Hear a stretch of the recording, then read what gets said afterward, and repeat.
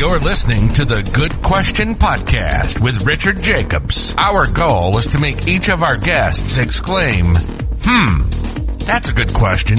I don't know the answer.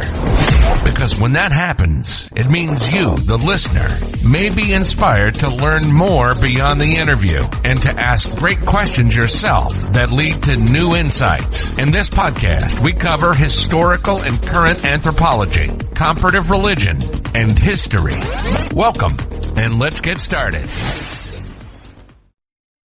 Hello, this is Richard Jacobs with the Good Question Podcast. My guest today is Jun Ding. He's part of Dolphin AI, and they've uncovered what they believe are hundreds of invisible cancer markers. Very interesting. Jun is an assistant professor at the Research Institute of the McGill University Health Centre, again, part of McGill University. So welcome, Jun. Thank you for coming. Oh, thank you for having me here. Yeah, tell me a bit about your background and how you got into AI for biological applications. Yeah, well, actually, I was trained as a computational scientist. I've done my PhD in Florida, and then I moved to Carnegie Mellon for postdoc training in AI. And then gradually, I sort of grew strong interest in disease, and specifically try to understand the disease progression using multi-omics data and artificial intelligence. Try sort of to identify markers so that we can diagnose the disease earlier or to treat the disease better. And then past many years, I started building tools for that. Right? Why the focus on cancer? Yeah, I hope it's not personal, but why is cancer important to you personally? Yeah, to be more accurate, it's not just cancer, but more like all the sort of complex disease. But cancer is most like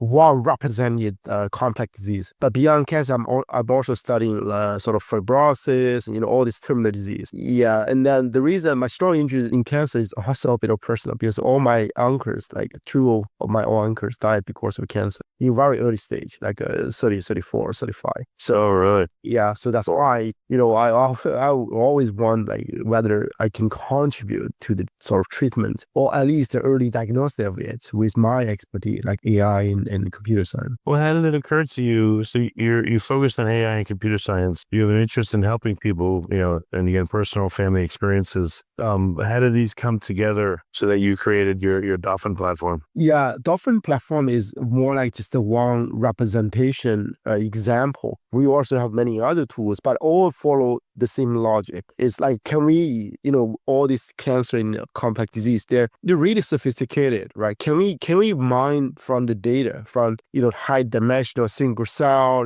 very high resolution environment of the patient, right? Can we understand them better so that we can get very early signals? Of course, because the data is becoming more and more sophisticated, more and more complicated, you need powerful artificial intelligence methods. Yeah. Well, okay. So what are you looking for? What are you sampling in the body, and then what are you looking for biomarkers that would just be in the blood, or what are you looking for? Yeah, that's a very good question. So it depends on the disease they were studying. For example, if we study lung cancer, usually, right, we're gonna look at the cells or the samples from the lung, right? And then there's a new technology called single cell. I can give you a bit of analogy for a single cell versus the conventional bulk. Bulk is more like averaging out everything. You have suppose a patient, right? Maybe you get a bit of a biospecimen from the patient, but that maybe a little bit of biospecimen can contain millions of cells, right? And then the conventional sequencing is take an average of it. That's not accurate, right? If I average my salary with Elon Musk, that would be a huge number, but doesn't mean I'm rich, right? So then there's a new thing called single cell. Instead of looking everything in bulk, they actually check the gene expression in individual cells, right? So that will give you much higher accuracy and precision, right? It's you're looking into individual cells. And then, again, are you doing single cell metagenomics, or are you doing organoid metagenomics? It seems like there's a trade-off here. So if you're doing averaging, I understand you can get outliers, but statistically you should be able to clear them, I would think, work on the data. If you do single cell, you still would have to do a lot of them to really get the data you want, right? Exactly. You have to do a lot. Yeah. But the advantage of single cell is, you spend no reagents from 10x, you already get hundreds of thousands of cells. So in other words, right, the advantage of single cell and also the beauty of the single cell is the power. You get a lot of cells in one sequencing, right? On the conventional ones, you could only get one average readout, right? Like how many single cells do you have to do to be statistically significant? Well, give an example, like in the lung cancer we're studying, like we usually, of course, you need the two conditions, right? You have healthy and then you have a bit of disease as a comparator so that you can find the difference, right? Usually for each condition, we have 20K, over 20K cells, sometimes even more. So you can say adding together, usually you have 50K to 100K, if not more, cells to sort of in order to understand the disease in high You have to do that many. Yeah, but the cost is actually not that high, actually. Like nowadays, like a per cell cost at McGill, I think it's 10 cents, 20 cents. So it's not as expensive nowadays, I would say. So you're doing like microfluidics, like are you doing a flow system where like one cell at a time goes through and you analyze it? Yeah. Like yeah, exactly. They fluidized and like the dropstick they call it.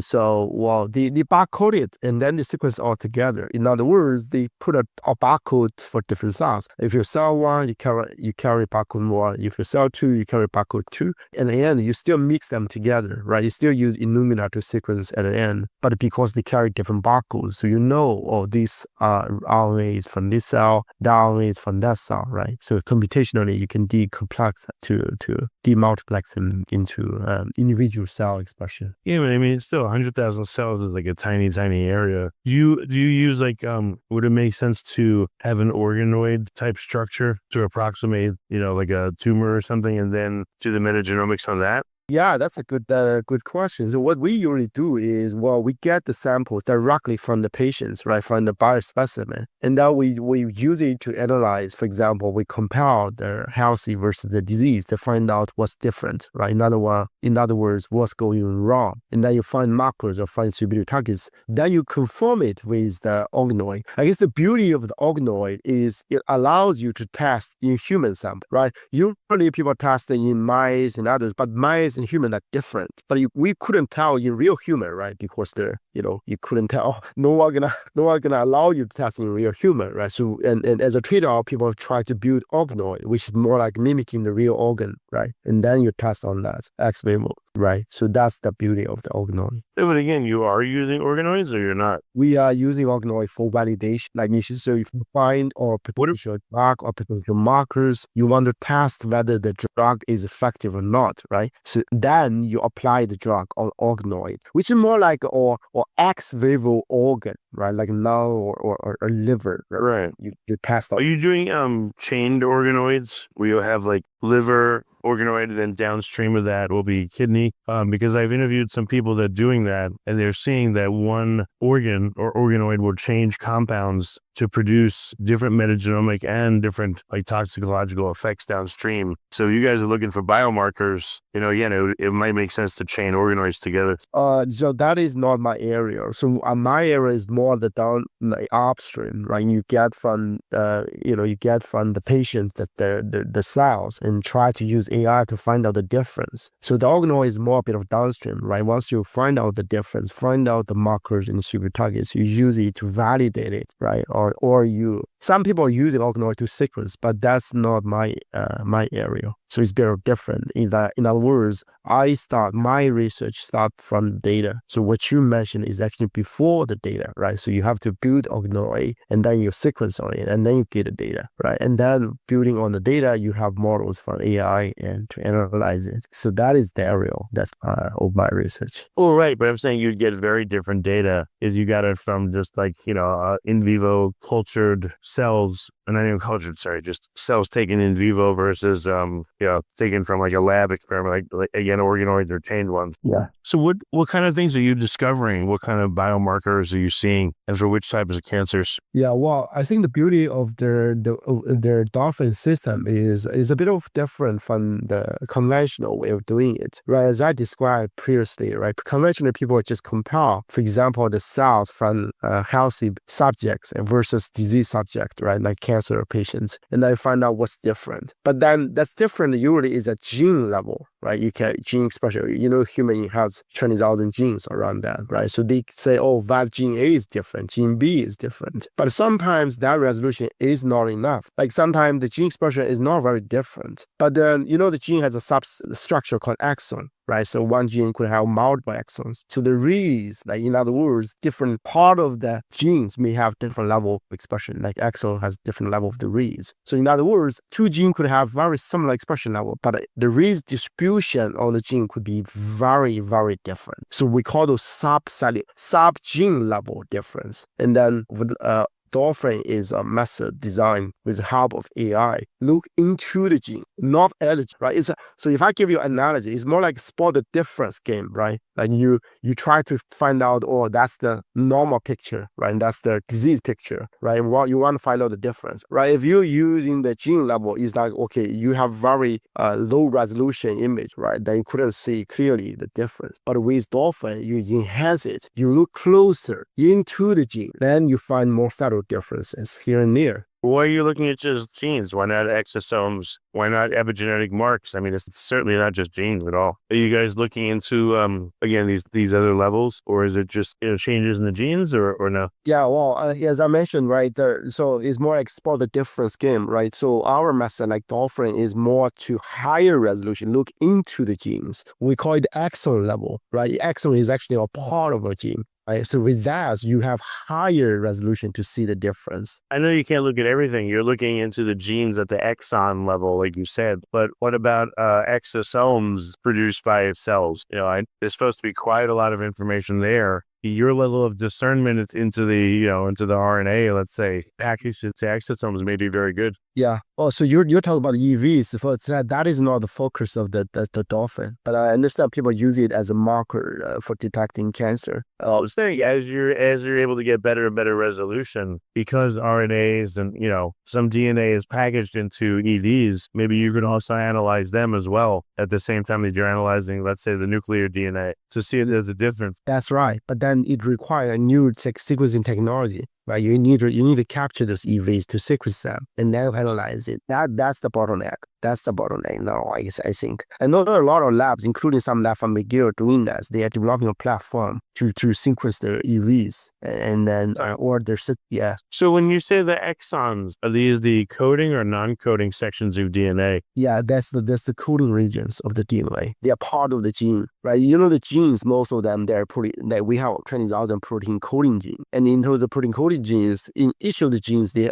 usually have multiple exons. The exon is more like the segments of the gene, right? Sometimes, because one gene can encode multiple proteins. Some protein use maybe exon 1, 2, 3 of the gene. Another protein of the same gene could use exon 1, 3, 4, right? And then they actually create a lot of variety of proteins. Because the number of genes in human is 20,000, but number of proteins is significantly more than that, right? It's over 60,000, even more, right? So and because of that mechanism, we call it alternative splicing. Yeah. So what kind of signals are you picking up and for which type of cancers? Well, we tested in lung cancer and also PDAC, the pancreatic cancer. So what we discover, if you look at the gene level, like low resolution in my mind, well, you will miss a lot. We discovered that with the exon level discovery, you are able to find, in our case, we find 800 additional markers for the lung cancer in our example. And then we actually verified all these markers, they're meaningful.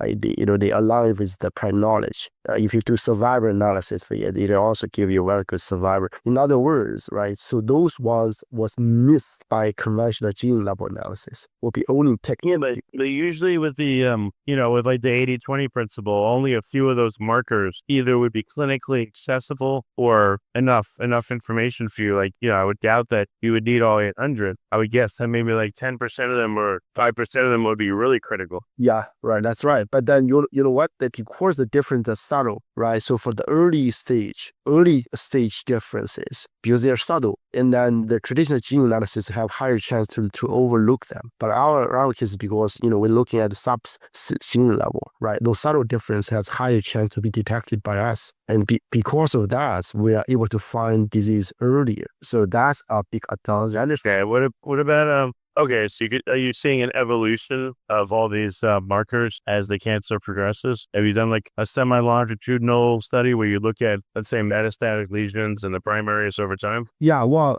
most cancers, they're progressive, right? The cell state are actually evolving and changing. They're really dynamic. And all the expression of these markers is also increasing, right? In the very beginning, it's very similar to the normal cells, right? And then gradually, it actually becomes worse and worse. And then what you observe is actually, or as you mentioned, a longitudinal progression of the expression profile, right? Maybe one gene can go increasing, right? One gradually along with this progression and keep increasing. Maybe some other genes are decreasing, right? So you have that information. And then you can see that at the early stage, the difference, between healthy and early stage disease is not that strong, right? And then if you look at the gene level, you will miss it. But axon level have higher chance to capture those. So that's, I think, is one advantage. And I will mention, well, you're right. Exactly speaking, you don't need 100 genes markers to diagnose the patient. But sometimes all these markers are also good therapeutic targets, right? Maybe you don't need to diagnose the patients, but if you're searching for effective therapeutic targets, you do need all these potential target markers, right, as a candidate therapeutic targets, right? So in that way, it's meaningful for therapeutics. Yeah. Well, yeah. What about post chemotherapy? Like, because of these markers, and you can see more clearly, are you able to tune chemotherapy, let's say, to better, attack that person's cancer? Particularly, like, what are going to be the clinical benefits of what you're doing? Yeah. Well, first of all, it's able to give you a better list of therapeutic targets, so you can find corresponding drugs for it, right? So if you have the environment for individual patients, right, you can do the comparison and analysis on individual patients. And with that, you can actually do precision, right? You can do precision diagnostic and precision treatment. So that is also enabled in the tool. Another thing is you see, as you mentioned, chemotherapy, like post-treatment impact is still two conditions. Like, okay, you have the cancer and then you have post-treatment cancer condition. You can still do the comparison. And then, you can still say with, okay, I guess the advantage of dolphin versus the other thing is the resolution. When, because one big challenge for us to study cancer is sometimes it is difficult for you to find out the difference. Right? Sometimes at a pre-stage, it may look similar to the normal cells. And then how do you able to find out the difference? You need a resolution. Resolution is the key. Well, I can see that your platform could give better answers to all the other experimentation that's going on, because you could see more specifically, what's happening at the genetic level. So I could, again, any testing that is done, it's like putting on a pair of glasses. You can see more with your technology. I like your analogy. It's just like exactly like a shop, like a new vision person, like, right? So you put on the glasses so that you can see things with higher resolution. I think that's a perfect analogy for the tool. So is it at the point yet where you're licensing it to various labs so they can do a deeper analysis? Yeah. Well, we actually have another tool. So this is a new tool coming out, but we have another similar tool that's more for therapeutics, where we call it the Vinagi. So that one is already, there's a lot of company, like pharmaceutical companies is contacting us.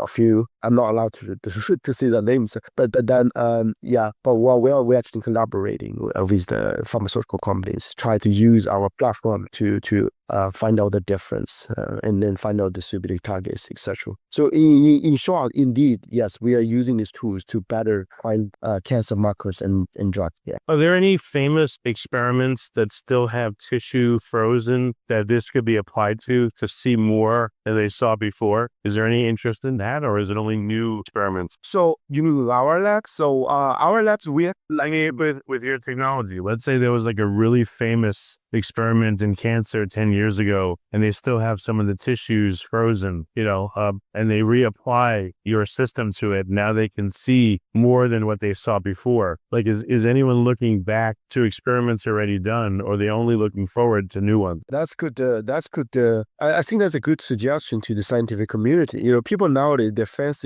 fascinated by generating more and more data, but there's a lot of data was generated. The human cancer cell atlas, they generated a lot of cell for a lot of different cancers. And then the old analysis is still at the gene level. Now you put on a pair of glasses, you will see more. But there's no such effort now.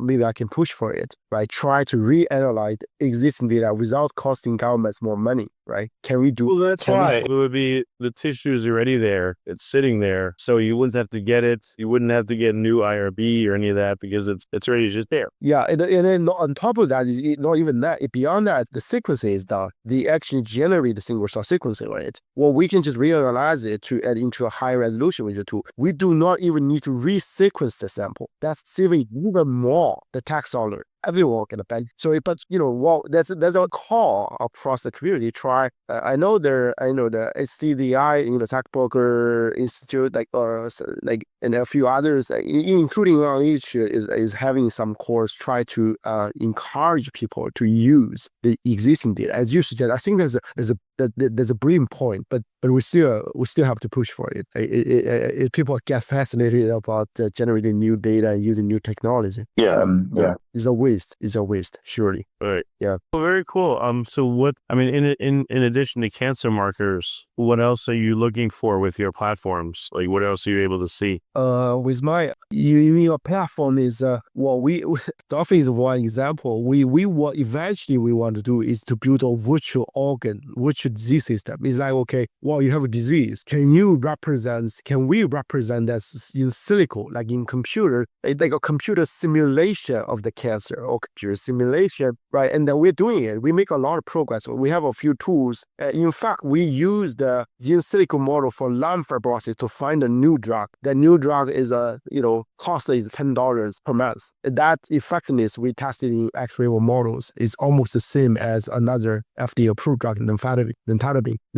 That costs $10,000 per month with insurance. Our drug with similar effectiveness, $10, right? So you just see the value of doing this sort of AI. We call it virtual cells or virtual disease model, and Dolphin is one part of it. It's more like we have a infrastructure, right? In the infrastructure, you need a set of tools, like tool 1, tool 3, tool 4, right? Dolphin is one part of the Lego pieces. We're building it, and then we are in collaboration with a lot of pharmaceutical companies, try to push for it because they are interesting as well, right? If you have a virtual disease, say you have a virtual breast cancer, before they test the drug in mice, in human, they can test in AI model first to select, right? Okay, they have maybe 1,000 candidate compounds. Then use AI model, they can select it down to 10, and then you can verify in human, in mice, and guess how much of money could be saved and how much faster it could be, right? How much life it could save. It's orders of magnitude cheaper and faster. Yeah, it's amazing. Yeah, and the government is actually pushing for it.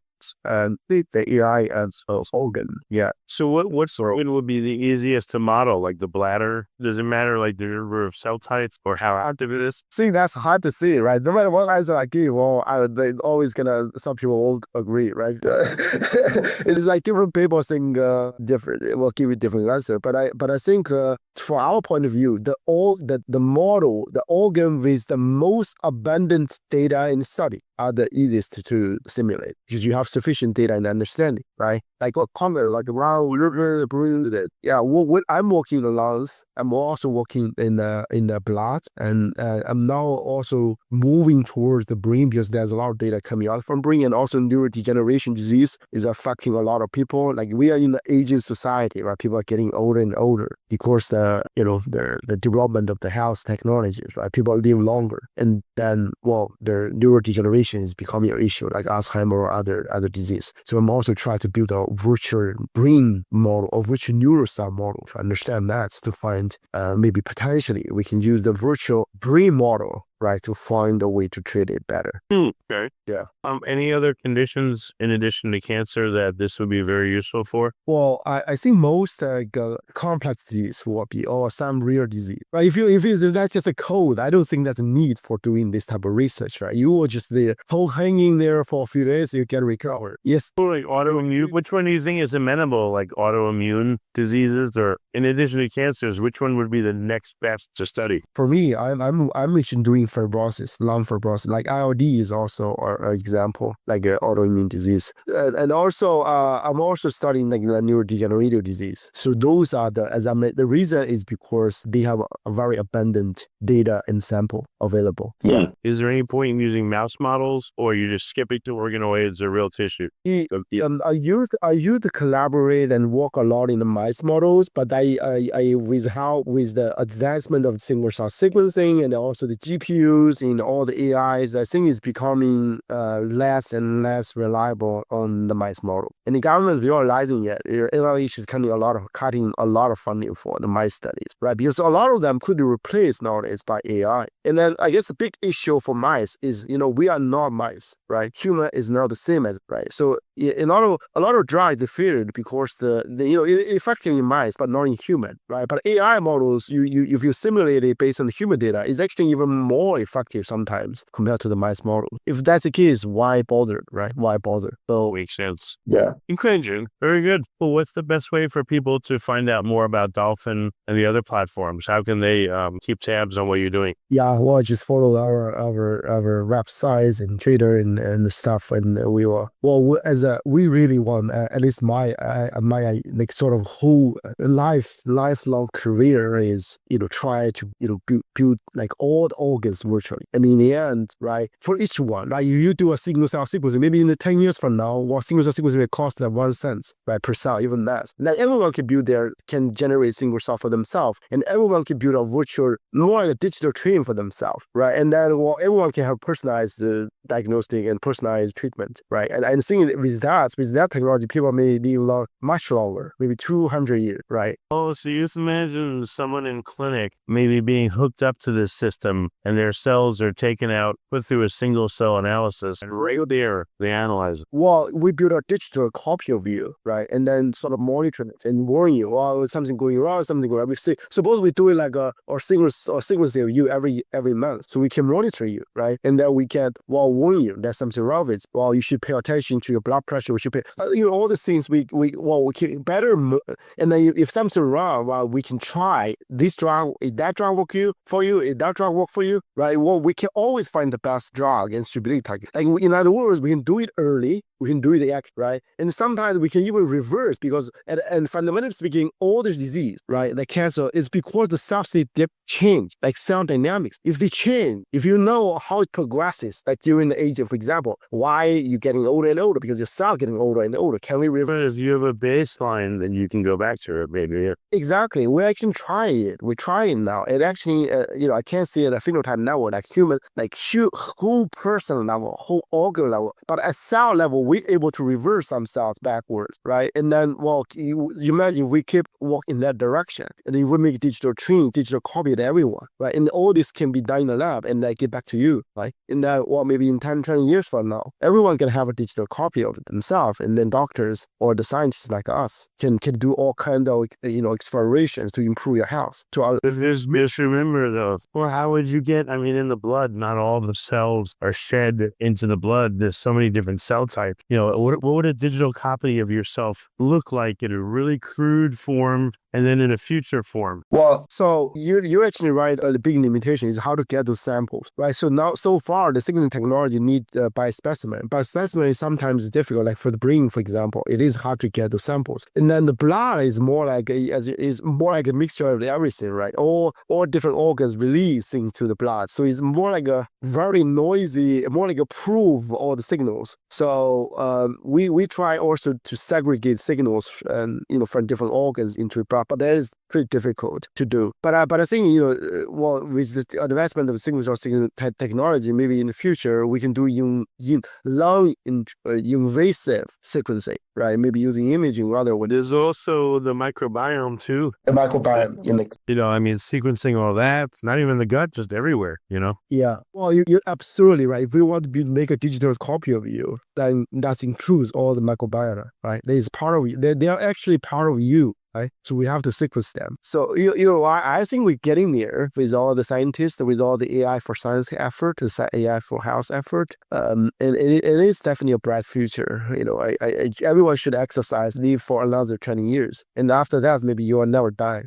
Right? That's my dream. That's my dream. Yeah. What website can people go to find out more? You go to our website, or we I know because I cannot show. Yeah, just Google McGill Lab, you will be able to find it. And we have some recent studies on that, and you make follow, and then you can expand. Or you can Google digital twin or virtual cells. A lot of efforts a lot of companies and some in Bay Area, they're trying to build virtual cells. It's not just academia right now is working on it, but also companies are doing it, like virtual cells and virtual disease models. Right. So yeah, so we are actually walking towards into the same bright future for everyone. Yeah, that's great. Well, very good. Well, we're out of time, but thank you for coming on the podcast and explaining all this, and keep up the great work. Appreciate it. Yeah, thank you so much for your invitation and all the interview. Hopefully we can have more to share in the future.